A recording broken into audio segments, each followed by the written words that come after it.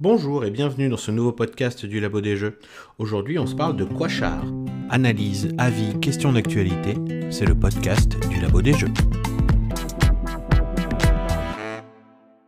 Quashar, c'est un jeu de pli du maître Shinzawa, Monsieur Shinzawa, le patron des patrons en matière de jeu de pli japonais. Alors on est ici sur du classique, must follow, on va avoir des paris et l'atout est fixe, la classique chez Monsieur Shinzawa.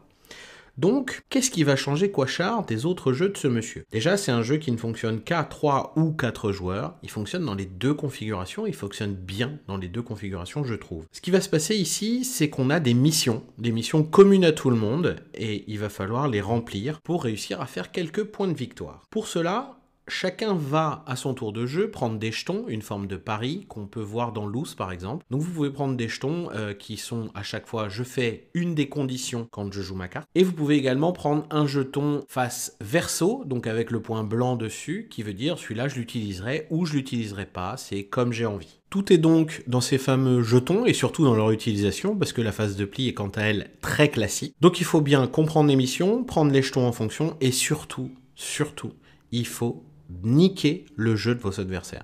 Tout est là en fait. Réussir à baiser le moment où les autres vont utiliser leurs jetons, réussir à faire en sorte qu'ils n'y arrivent pas ou qu'ils en aient trop utilisé et que du coup, ils soient obligés d'en reprendre de la réserve. Dans les deux cas, ça leur fera perdre pas mal de points de victoire. On n'est donc pas dans un jeu d'ambiance, loin de là. Déjà, il y avait écrit Shinzawa sur la boîte, c'était un sacré indice.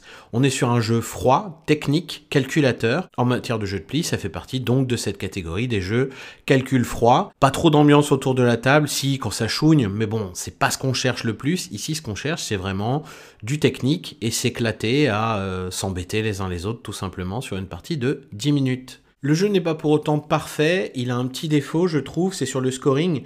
En fait, si vous réussissez à employer tous vos jetons, vous gagnez en points de victoire 2 fois la manche en cours. Et je vois pas pourquoi la première manche serait plus facile que la dernière manche, et c'est la dernière manche que vous gagnerez bien entendu le plus de points de victoire. Cette manière de faire le scoring, j'ai l'impression que c'est pour ajouter du catch-up, pour qu'il y ait toujours une tension dans la partie. J'ai beau être en retard, je peux rattraper, parce qu'à la dernière manche, je vais faire 6 points, par exemple à la manche 3, et si les deux autres se vautrent, ils font 0 points. Mais ça veut dire qu'ils se sont embêtés avant à faire leurs 6 points en 2 manches. Je suis pas très fan de cette manière de faire, je préfère mettre les points de victoire à toutes les manches de la même manière.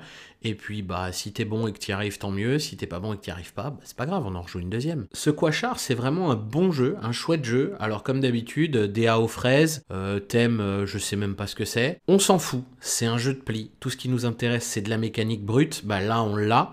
Que ça dure un quart d'heure, c'est ce qu'on a. Que ça chouigne autour de la table, c'est ce qu'on a aussi. Qu'il y ait une bonne ambiance, là, pas toujours, ça va vraiment dépendre de vos joueurs. Mais bon, on peut pas tout avoir non plus. Et surtout, ce Quashar, il a un autre défaut, c'est qu'il est sorti en même temps qu'un autre jeu qui s'appelle Quattro, dont on va vous faire un podcast dans pas longtemps, qui pour moi est la V2 de Quashar, et est beaucoup mieux, parce que c'est juste le meilleur des Shinzawa. Voilà, en tout cas, si vous croisez un Quashar, jouez-le, ça vaut vraiment le coup si vous aimez les jeux de pli. C'est tout pour moi, je vous souhaite une très bonne journée, et à bientôt pour un nouvel épisode du podcast du Labo des Jeux. Vous pouvez également nous soutenir grâce à notre Ko-fi, dont on vous met le lien en description. Merci.